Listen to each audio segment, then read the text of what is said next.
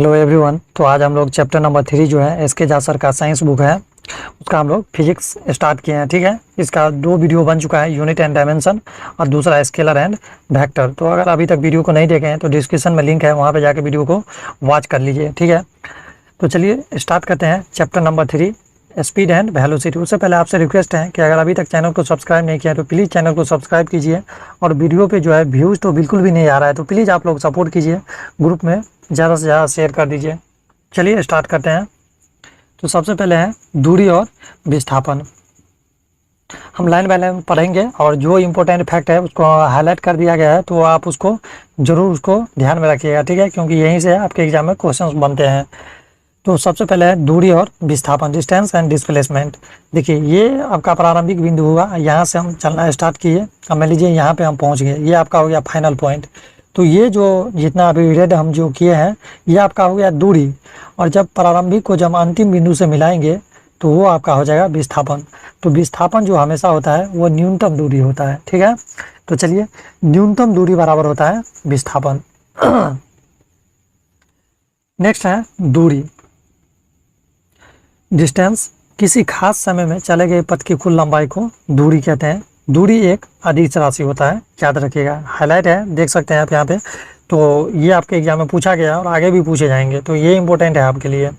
दूरी का ऐसा मात्रक मीटर होता है, मतलब लंबाई के फॉर्म में कुछ भी हो तो उसको हम लंबाई के फॉर्म में जो है वो मीटर में व्यक्त करते हैं। ठीक है, नेक्स्ट है विस्थापन यानी कि डिस्प्लेसमेंट। न्यूनतम दूरी को विस्थापन कहते हैं। विस्थापन सदिश राशि है। ठीक है, विस्थापन क्या हो जाएगा आपका सदिश राशि हो जाएगा। क्यों? क्योंकि देखिए विस्थापन जो है ना एक इसका निश्चित जो है दिशा होता है। जैसे मान लीजिए ये आपका दूरी हो गया, तो फाइनल से जब इनिशियल को मिलाएंगे तो ये एक निश्चित दूरी हो गया, तो इसलिए जो है यह सदिश राशि आपका हो जाएगा। विस्थापन का ऐसा मात्रक, इसका भी मीटर हो जाएगा क्योंकि यह लंबाई के फॉर्म में है। नेक्स्ट है दूरी और विस्थापन का अनुपात हमेशा 1 से बड़ा या बराबर होता है।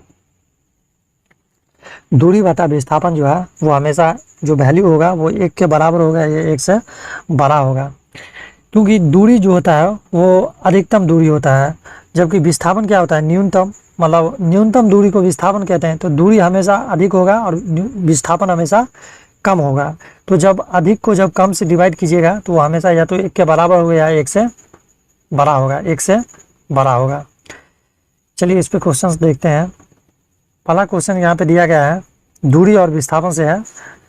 दिए गए चित्र में दूरी और विस्थापन का अनुपात क्या होगा। मान लीजिए ये आपका इनिशियल पॉइंट है और ये आप ऐसे करके मान लीजिए हम चले, तो ये आपका हो गया फाइनल पॉइंट।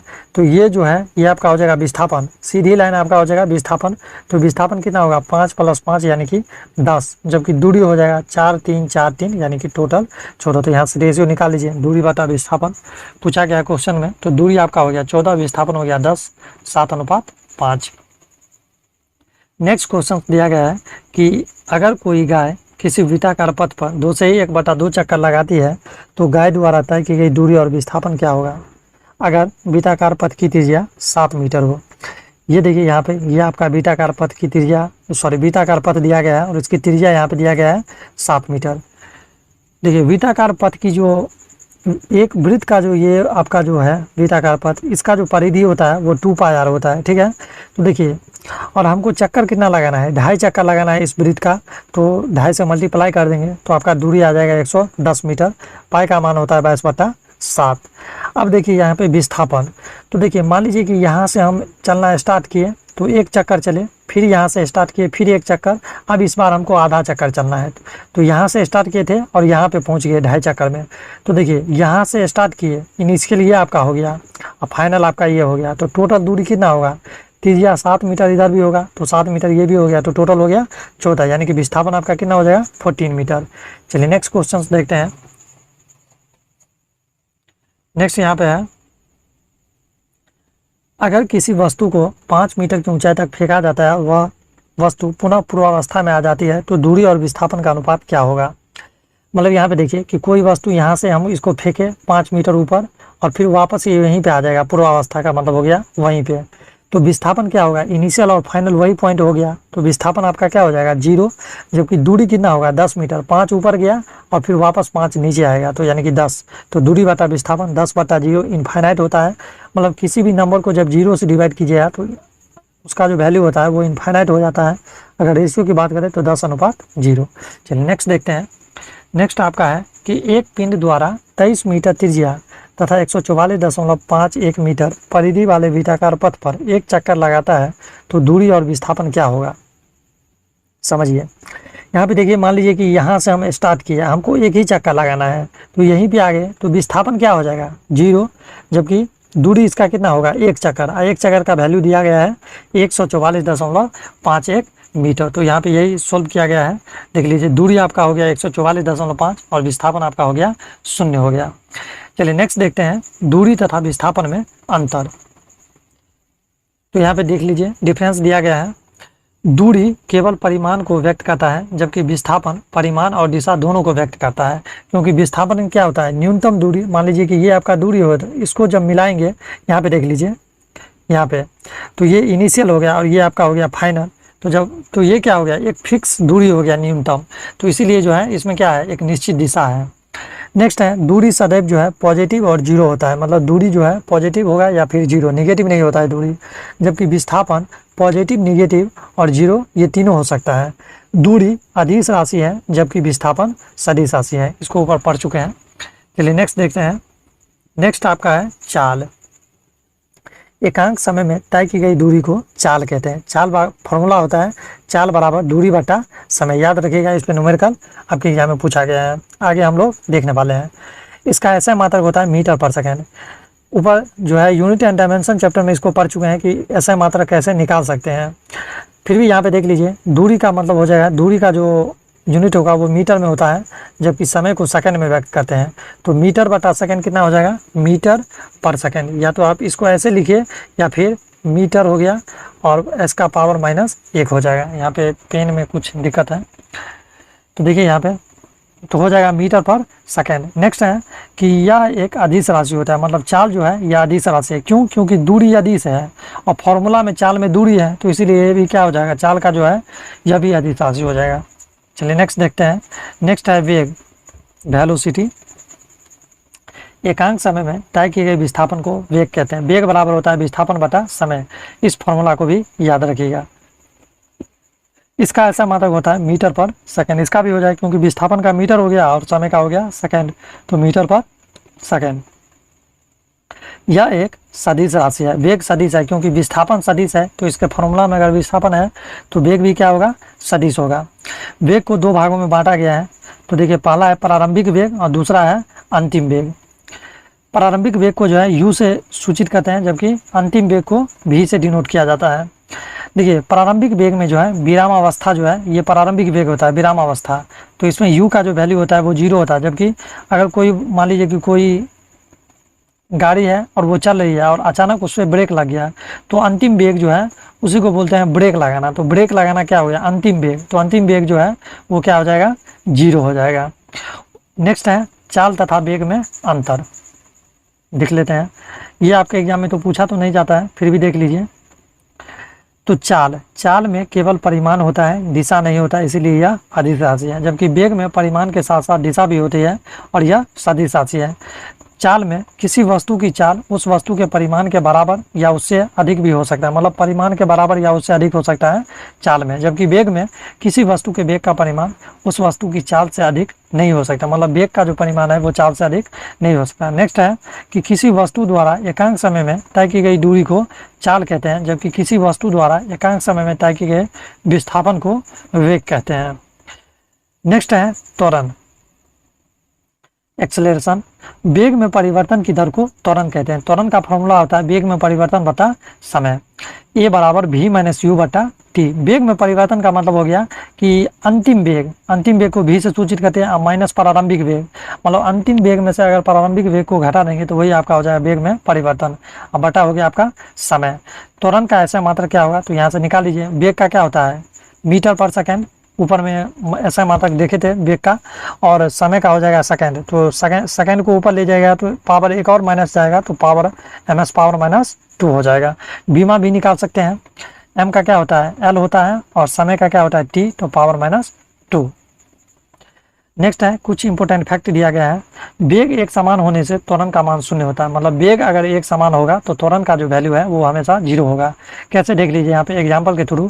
मान लीजिए कि प्रारंभ में वेग 10 मीटर पर सेकंड है और 2 सेकंड के बाद जो है अंतिम वेग भी उसका 10 मीटर पर सेकंड है, तो मतलब एक समान है, पहले भी वेग 10 था अभी भी 10 है। तो त्वरण जब निकालेंगे तो क्या होगा, त्वरण का फॉर्मूला होता है v - u, मतलब अंतिम वेग कितना है 10 और प्रारंभिक वेग कितना है 10, तो 10 - 10/2 तो बराबर क्या हो जाएगा 0। 2 हो गया आपका समय जो यहाँ पे 2 सेकंड दिया गया है। इस प्रकार से इसको भी निकाल सकते हैं, तो इसका भी क्या होगा 0 होगा। तो इसका मतलब हो गया कि वेग अगर एक समान होगा तो त्वरण का मान 0 होगा, याद रखिएगा इसको। चलिए नेक्स्ट देखते हैं। नेक्स्ट है एक चार्ट दिया गया है, यहाँ पे वेग का फॉर्मूला मेनली डिफाइन किया गया है। देखिए प्रारंभिक वेग में अगर u का मान 10 है, अंतिम वेग में v का मान 20 है और समय जो है 2 सेकंड है, तो त्वरण का वैल्यू यहाँ पे त्वरण का फॉर्मूला लगा लीजिए। तो अंतिम वेग हो गया 20, प्रारंभिक 10 और बटा 2 बराबर 5 मीटर पर सेकंड। अगर मान लीजिए प्रारंभिक वेग अगर 20 मीटर पर सेकंड है और अंतिम वेग अगर 10 मीटर पर सेकंड है, समय 2 सेकंड है, तो देखिए तब यहाँ पे अगर लगाइएगा तो अंतिम वेग आपका 10 हो गया, प्रारंभिक 20 और बटा 2, तो आपका जो आंसर यहाँ पे हो गया -5 मीटर पर सेकंड है। तो चाल में जो है त्वरण में जो है माइनस को जो है नहीं डिनोट करके उसको बोला जाता है मंदन। अगर वैल्यू अगर निगेटिव आ जाए तो आप ये कह सकते हैं कि त्वरण जो है क्या है, तो वो मंदन हो गया। ठीक है, तो मेनली माइनस को डिनोट करने के लिए मंदन का उपयोग किया जाता है। नीचे दिया भी गया होगा। जब वस्तु का वेग एक समान रूप से बढ़ता है तो त्वरण का मान समान होता है, मतलब वस्तु का अगर वेग अगर एक समान रूप से बढ़ेगा, मतलब 2, 4, 6, 8 करके, तो त्वरण का मान जो है समान रहता है। यहाँ पे एग्जांपल के थ्रू दिया गया है। देखिए मान लीजिए कि प्रारंभ में वेग 2 मीटर पर सेकंड है और 2 सेकंड के बाद अंतिम वेग 4 मीटर पर सेकंड हो गया, तो यहाँ पे त्वरण क्या हो जाएगा 4 - 2/2 1 मीटर पर सेकंड। फिर यहाँ पे देख लीजिए प्रारंभ में 4 मीटर पर सेकंड है और 2 सेकंड के बाद 6 मीटर पर सेकंड हो गया, तो एक समान रूप से बढ़ रहा है 2 के गैप पे। तो यहाँ पे त्वरण लगाएंगे तो कितना हो जाएगा 6 - 4/2 1 मीटर पर सेकंड। तो मतलब क्या हो गया कि अगर वेग अगर समान रूप से अगर बढ़ेगा तो त्वरण का मान जो है वो समान होगा। नेक्स्ट है कि अगर प्रारंभिक वेग जो है अंतिम वेग से अगर छोटा होगा तो त्वरण होगा, लेकिन अगर प्रारंभिक वेग बड़ा हो जाए और अंतिम वेग अगर छोटा हो जाए तो मंदन हो जाए, मतलब निगेटिव। ऊपर में जो चार्ट को देखे थे वही यहाँ पे दिया गया है। मंदन को लिखने के लिए ऋणात्मक चिन्ह का प्रयोग नहीं करते हैं, यहाँ पे देख लीजिए वही था जो ऊपर में देखे थे। चलिए नेक्स्ट है वर्टिकल यानी कि उदग, मतलब 2 टाइप से जो है त्वरण होता है। यहाँ पे वर्टिकल दिया गया है, तो यहाँ पे देख लीजिए एक है नीचे की ओर, एक है ऊपर की ओर। मतलब कोई वस्तु को अगर जब नीचे की ओर फेंकेंगे ना, तो जब किसी को मान लीजिए कि नीचे की ओर अगर वस्तु को फेंकेंगे, मान लीजिए कि कोई व्यक्ति है जो छत से है और किसी वस्तु को वो गिरा दिया, तो गिराए तो किसी वेग से नहीं है। अगर आप मान लीजिए हाथ से आसानी से उसको छोड़ दीजिएगा फिर भी वो नीचे की ओर आ जाए, तो वहाँ पे क्या होगा कि जब नीचे से यहाँ पे देख लीजिए ऊपर से जब नीचे की ओर गिराएंगे तो u का वैल्यू 0 होगा और अंत में जो है v का कुछ ना कुछ गति होगा। इसी प्रकार से है जब नीचे से मान लीजिए कि ऊपर की ओर फेंकेंगे किसी वस्तु को, तो क्या होगा यहाँ से मान लीजिए कुछ गति से फेंकना पड़ेगा। किसी वस्तु को अगर ऊपर फेंकना है तो कुछ गति से फेंकना पड़ेगा, तो कहीं ना कहीं जाके क्या होगा ऊपर में जब जाएगा वस्तु तो कहीं ना कहीं वो वैल्यू 0 होगा और फिर वो वापस नीचे आएगा। तो यही दिया गया है कि अंतिम वेग जो है जब नीचे से ऊपर की ओर फेंकेंगे तो ऊपर में अंतिम वेग जो है वो 0 होगा और प्रारंभिक वेग कुछ होगा, कुछ भी वैल्यू हो सकता है। जबकि नीचे से जब वस्तु को ऊपर से जब नीचे की ओर फेंकेंगे वस्तु को, तो ऊपर का जो वैल्यू होगा u प्रारंभ में जो होगा वो 0 होगा, जबकि अंत में कुछ ना कुछ गति से वो वस्तु गिरेगी। IP का मतलब हो गया इनिशियल पॉइंट प्रारंभिक बिंदु और FP का मतलब हो गया फाइनल पॉइंट अंतिम बिंदु। विरामावस्था से जब चलेगा तो u का मान 0 होगा और ब्रेक लग जाने पर v का मान 0। यहाँ पे दिया गया है क्वेश्चंस देख लेते हैं। अगर किसी कार की प्रारंभिक चाल, थोड़ा इसको बड़ा करते हैं, चलिए। अगर किसी कार की प्रारंभिक चाल 72 किलोमीटर प्रति घंटा है और 5 सेकंड के बाद ब्रेक लगा दिया जाता है तो उस वस्तु का मंदन का मान ज्ञात करें। देखिए सबसे पहले मैं एक फैक्ट बताना चाहूँगा कि आप जब भी फिजिक्स का या केमिस्ट्री का न्यूमेरिकल बनाएं तो सबसे पहले जो क्वेश्चन में आपको दिया रहे वो आप लिख लीजिए, ताकि बनाने में आपको हेल्प हो जाएगा। तो यहाँ पे देख लीजिए, सबसे पहले यहाँ पे चाल दिया गया है, और वो भी कौन सा चाल, प्रारंभिक चाल दिया गया है। तो यानी कि प्रारंभिक को यू से डिनोट करते हैं। तो चाल आपका 72 दिया गया है, और किलोमीटर पर आवर में इसको मीटर पर सेकेंड में बदलने के लिए 5/18 से मल्टीप्लाई करेंगे तो आपका आ जाएगा 20 मीटर पर सेकेंड। मतलब हमेशा जो बड़ा जो यूनिट होगा उसको छोटा में उसको तोड़ना है, ठीक है। उसके बाद यहाँ पे देख लीजिए, यहाँ पे क्वेश्चन में दिया गया था कि ब्रेक लगा दिया जाता है, मतलब भी का मान क्या हो जाएगा, 0। तो हमको निकालना क्या है, मंदन मतलब त्वरण निकालना है। तो त्वरण का फॉर्मूला होता है v minus u by t. तो 0 माइनस 20/5 हो जाएगा। अंतिम वेग आपका कितना निकाले थे, v का मान 0, तो आपका यहाँ पे 0 हो गया, और u का मान निकाले थे 20। यहाँ पे देख लीजिए u का मान 20 है, तो यहाँ पे आपका हो जाएगा 20। तो इसको जब कैलकुलेट करेंगे तो 4 मीटर पर सेकेंड स्क्वायर हो गया, ठीक है। तो इसको हम -4 मीटर पर सेकेंड स्क्वायर नहीं लिख सकते हैं, इसको हम बोलेंगे 4 मीटर पर सेकेंड स्क्वायर जो है इसका मंदन हुआ। यहाँ पे आंसर में देख लीजिए, यहाँ पे दिया गया है, देखिए ए ऑप्शन भी है और बी ऑप्शन भी है। तो करेक्ट जो ऑप्शन होगा वो ए ऑप्शन होगा, ठीक है। चलिए नेक्स्ट देखते हैं। नेक्स्ट नोट में दिया गया है कि मंदन लिखने के लिए ऋणात्मक चिन्ह का प्रयोग नहीं करते हैं, इसीलिए उत्तर ये होगा, वही क्वेश्चन का दिया गया है। नेक्स्ट यहाँ पे है कुछ समीकरण से पहले जो है उसका शॉर्ट और उसका फुल जो है नेम दिया गया है। जैसे मान लीजिए विस्थापन, तो विस्थापन को एस से डिनोट करते हैं और इसका होता है डिस्प्लेसमेंट। यू को जो है प्रारंभिक वेग यानी कि इनिशियल वेलोसिटी से डिनोट करते हैं। वी को अंतिम वेग यानी कि फाइनल वेलोसिटी से। ए बराबर होता है एक्सेलरेशन त्वरण। टी का मतलब होता है समय। जी का मतलब होता है गुरुत्वीय त्वरण ग्रेविटेशनल एक्सेलरेशन। और जी का मान जो होता है वो 2 होता है, 9.8 मीटर पर सेकेंड स्क्वायर, और दूसरा होता है 10 मीटर पर सेकेंड स्क्वायर, ठीक है। तो दोनों वैल्यू याद रखिएगा, और डायरेक्ट एग्जाम में भी पूछा जाता है कि जी का वैल्यू कितना होता है, ठीक है। तो याद रखिएगा। यहाँ पे दिया गया है नोट में कि छात्र द्वारा प्रश्न बनाते समय प्रश्न का दिया हुआ मान या उत्तर फ्रैक्शन, अगर मान लीजिए कि न्यूमेरिकल आप बना रहे हैं और वैल्यू मान लीजिए कि पॉइंट में दिया गया है, तब जो है जी का मान आपको 9.8 लेना है। और अगर वैल्यू 10, 15, 20 करके दिया गया है, तब जो जी का मान लेना है आपको वो 10 लेना है, ठीक है। यहाँ पे देखिए नेक्स्ट है गति। गति जो है वो 2 प्रकार का होता है, एक क्षैतिज एक उदर। क्षैतिज मतलब हॉरिजेंटल और उधर वर्टिकल हो गया। वर्टिकल में भी 2 होता है, एक नीचे से ऊपर की ओर और एक ऊपर से नीचे होता है। इसको समझते हैं। सबसे पहले यहाँ पे देख लीजिए क्षैतिज का, यहाँ पे थोड़ा सा छोटा करते हैं। चलिए क्षैतिज में जो है सबसे पहले v बराबर होता है u + at। ये फॉर्मूला आपको बिल्कुल याद होना चाहिए, जैसे 2 का पहाड़ा याद होता है उसी प्रकार से इसको याद कर लीजिए। तो पहला जो फॉर्मूला होता है v बराबर u + at, s बराबर होता है ut + ½ at² और v² बराबर होता है u² + 2as। ये तीनों फॉर्मूला आपको याद होना चाहिए। उसी प्रकार अगर मान लीजिए उदर्ग में अगर बात करें, मतलब ये तो हो गया क्षैतिज, हॉरिजेंटल का मतलब हो गया ये लाइन समतल रेखा, और उदर्ग का मतलब हो गया ये, ठीक है। तो यहाँ पे देखिए जब नीचे से ऊपर मतलब किसी वस्तु को अगर नीचे से जब ऊपर फेंकेंगे ना, तो इसमें जो हो जाएगा, यहाँ पे मान लीजिए कि ए का था, यहाँ पे एक्सेलरेशन त्वरण होता है, लेकिन उदर्ग में क्या होता है, ए की जगह पर जो है जी का मान आ जाता है, मतलब जी का देना होता है मेनली, ठीक है। और उसमें भी अगर किसी वस्तु को नीचे से जब ऊपर फेंकेंगे तो जी का मान जो है वो निगेटिव होगा, और जब ऊपर से नीचे की ओर किसी वस्तु को लाएंगे तो जी का मान जो होगा वो प्लस होगा। फॉर्मूला यही है, v बराबर u, ठीक है, अब + at। लेकिन यहाँ पे चूंकि नीचे आ रहा है तो जी का मान निगेटिव होगा, तो a का वैल्यू के जगह पे क्या रखना है, जी रखना है, और ये क्या हो जाएगा u - gt। इसी प्रकार से s बराबर होगा ut - ½ gt², v² u² बराबर -2gs हो जाएगा, ठीक है। उसके बाद ऊपर से जब नीचे वस्तु को लाएंगे तो v बराबर u + gt, s बराबर ut + ½ gt² और v² बराबर होगा u² + 2gs। ये फॉर्मूला आपको याद होना चाहिए। आगे न्यूमेरिकल बहुत सारे पूछे जाते हैं इस चैप्टर से, तो हम लोग न्यूमेरिकल को भी देखेंगे, तो ये फॉर्मूला आप तब तक देख लीजिए। चलिए नेक्स्ट देखते हैं। नेक्स्ट यहाँ पे नोट में दिया गया है कि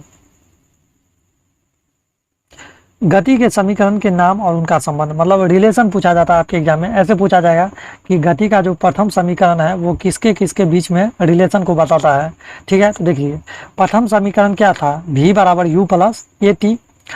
तो देखिए जब भी रिलेशन पूछे कि क्या बताएगा, तो उसमें आपको करना क्या है, u और a का मान जो है मन से आपको अपने मन से 0 कर देना है। तो देखिए प्रथम समीकरण में अगर यहाँ पे u को अगर 0 कर दें और a को 0 कर देंगे, u 0 a 0, तो बचेगा क्या, v और t बचेगा। तो v का मतलब हो गया वेग और t का मतलब हो गया समय। तो प्रथम समीकरण जो है वेग और समय को बताता है। द्वितीय समीकरण h बराबर, द्वितीय समीकरण क्या था, h बराबर ut plus half A T square. तो इसमें भी वही कीजिए, u को और a को 0 कीजिए, तो बचेगा क्या, s और t। मतलब s का मतलब हो गया विस्थापन और t का मतलब हो गया समय। मतलब द्वितीय समीकरण जो है विस्थापन और समय को बताता है। नेक्स्ट है तीसरा समीकरण, v स्क्वायर बराबर u स्क्वायर प्लस 2as। इसमें भी वही कीजिए, u 0 a 0, तो बचेगा क्या, v और s। मतलब तीसरा समीकरण जो है वेग और विस्थापन को बताता है। तो देखिए यहाँ पे हाईलाइट भी है, तो ये एग्जाम में बार बार पूछा गया है, तो आप इसको देख लीजिए। नेक्स्ट ग्राफ है जो आपके एग्जाम में पूछे जाते हैं। तो पहला जो ग्राफ है विस्थापन और समय। तो विस्थापन और समय किसका फॉर्मूला होता है, वेग का। वेग बराबर क्या होता है, विस्थापन बटा समय। तो ये जो ग्राफ है विस्थापन और समय, ये वेग को बताएगा। चलिए देख लेते हैं। एक नंबर यहाँ पे देख लीजिए, एक नंबर, दो नंबर, दो नंबर, ठीक है। अब देखिए यहाँ पे ये हो गया आपका विस्थापन और ये हो गया आपका समय। तो देखिए ये जो एक नंबर जो है ये नीचे से ऊपर की ओर जा रहा है, तो हमेशा इसमें क्या होगा, वेग का मान जो होगा वो बढ़ेगा। दूसरा है दो नंबर, ये देखिए नीचे की ओर आ रहा है, तो मतलब वेग का मान घटता है। आपको एग्जाम में कैसे क्वेश्चन पूछा जाएगा, ऐसे मान लीजिए ये आपका ग्राफ दे दिया है, यहाँ पे विस्थापन, यहाँ पे समय है, और मान लीजिए ये ग्राफ दे दिया, पूछ देगा कि बताइए ये जो फिगर है ये किसको बताता है। तो इसमें क्या होता है, वो ऊपर की ओर जा रहा है, मतलब वेग का मान क्या होगा, बढ़ रहा है। तो इस प्रकार से आपके एग्जाम में पूछे जाएंगे। नेक्स्ट यहाँ पे है 3 नंबर, वेग जैसे मान लीजिए ये वाला जो है एक सीधी रेखा में जा रहा है, तो मतलब वेग समान रहता है। तीसरा है विराम अवस्था, मतलब चौथा ये, इसका मतलब क्या हो गया कि वेग जो है, विस्थापन जो है वो 4 का 4 है। मान लीजिए कि यहाँ पे 5 नंबर, यहाँ पे 5 होता ग्राफ में, जबकि समय 1 2 3 4, ठीक है। समय का मान जो है वो बढ़ रहा है, लेकिन वेग क्या है, स्थिर है। तो क्या हो जाएगा, विराम अवस्था। और ये तो असंभव ग्राफ हो जाएगा। 5 नंबर आपका हो गया असंभव। क्यों, क्योंकि देखिए वेग जो है वो बढ़ रहा है, जबकि समय जो है एक समान है। यहाँ पे मान लीजिए 5 होता है, 1 2 3 4, और ये आपका हो गया 5। तो समय 5 का 5 है, जबकि वेग बढ़ रहा है। देखिए यहाँ 1 2 3, यहाँ पे वेग का मान हो गया 3, 1 से 3 बढ़ रहा है, जबकि समय 5 का 5 है। तो ऐसा तो हो नहीं सकता है, तो ये आपका हो गया असंभव ग्राफ। चलिए नेक्स्ट देखते हैं। नेक्स्ट ग्राफ है वेग और विस्थापन। वेग बटा समय किसको बताता है, त्वरण का। तो ये ग्राफ किसके लिए होगा, त्वरण के लिए। तो वही है, पहला ग्राफ बताएगा वेग त्वरण बढ़ता है, दूसरा बताएगा त्वरण घट रहा है, ये बताएगा एक समान होगा, और ये क्या बताएगा, इसमें देखिए वेग क्या है, वेग तो स्थिर है। मान लीजिए यहाँ पे अगर 4 पॉइंट होता, वो पढ़े ना कोऑर्डिनेट, तो वही वाला है कि यहाँ पे मान लीजिए 4 होता है और समय तो बढ़ रहा है, 1 2 3, यहाँ पे 3। तो देखिए यहाँ पे आगे तो वेग जो है 4 का 4 ही है, लेकिन समय बढ़ रहा है। तो इसका मतलब क्या होगा, ये एक समान वेग को दर्शाता है। मतलब ग्राफ नंबर 4 जो है ये एक समान वेग को बताता है, और ये तो असंभव होगा, पिछले ग्राफ में भी देखे थे। तो ये आपका हो जाएगा असंभव। क्यों, क्योंकि समय जो है वो स्थिर है, जबकि वेग बढ़ रहा है। ऐसा हो नहीं सकता है, वेग के साथ समय के साथ जो है वेग बढ़ेगा, ठीक है। तो ये आपका असंभव ग्राफ हो जाएगा, इसको ध्यान में रखिएगा। यहाँ पे कुछ न्यूमेरिकल दिया गया है कि ये आपका ग्राफ है 10 20 30 40, और ये 5 10 15 सेकंड में तय की गई दूरी। समय तो नीचे होता है, तो 15 सेकंड में तय की गई दूरी है, मतलब यहाँ से यहाँ तक के बीच की दूरी क्या है। तो देखिए दूरी यहाँ पे जो अगर इस ग्राफ के अकॉर्डिंग अगर दूरी निकालिएगा, तो कुछ नहीं करना है, ये ले लीजिए और 15 और 40 को मल्टीप्लाई कर दीजिए, तो यही आपका दूरी हो गया। नेक्स्ट है 10 सेकंड में तय की गई दूरी। मतलब इस ग्राफ में आपको बताना है 10 सेकंड में तय की गई दूरी, यहाँ से यहाँ तक की दूरी बताना है। तो देखिए 10 सेकंड में जो तय की गई दूरी है कैसे निकालिएगा। सबसे पहले इसका जो दूरी है इसका निकाल लीजिए, उसके प्लस इसका, और दोनों को ऐड कर देंगे। तो इसका अगर निकालिएगा तो ट्रायंगल का जो फार्मूला होता है 1/2 आधार गुणे ऊंचाई, वो फार्मूला लगा दीजिए। तो 1/2 और आधार कितना हो जाएगा इसका 5, यहाँ से यहाँ तक की दूरी 5 हो गया, और ऊंचाई ये आपका हो जाएगा 20। ये यहाँ पे देख रहे हैं ना, ये आपका हो गया ये ऊंचाई। तो ये आपका कितना हो गया 20, और प्लस यहाँ पे हो जाएगा ये क्या है, लंबाई गुणे चौड़ाई, एरिया निकाल लीजिए। तो 5 × 20, ठीक है। तो ये इतना हो गया 50 + 100 यानी कि 150। आंसर आपका हो जाएगा 150। चलिए नेक्स्ट देखते हैं। नेक्स्ट यहाँ पे नोट में दिया गया है कि वेग समय ग्राफ में जो है दूरी निकालने के लिए क्षेत्रफल निकालते हैं। मतलब वेग और समय ग्राफ का अगर क्वेश्चन आपके एग्जाम में आ जाए तो इसको निकालने के लिए जो है मेनली आपको एरिया का प्रयोग करना होगा, ठीक है। तो ये आपका सारा जो कॉन्सेप्ट का जो था थ्योरी वो आपका खत्म हो चुका है। अब इस पे जो जितने भी क्वेश्चंस पूछे गए हैं प्रीवियस एग्जाम में वो हम लोग सारे देखने वाले हैं, ठीक है। तो वीडियो लंबा हो गया है, नेक्स्ट वीडियो में जो है इसको हम लोग कवर कर लेंगे। क्वेश्चंस आप जो न्यूमेरिकल आपके एग्जाम में पूछा गया है वो सारे न्यूमेरिकल टाइप वाइज न्यूमेरिकल है वो भी देख लेंगे, ठीक है। तो चलिए नेक्स्ट वीडियो में मिलते हैं, तब तक के लिए जय हिंद।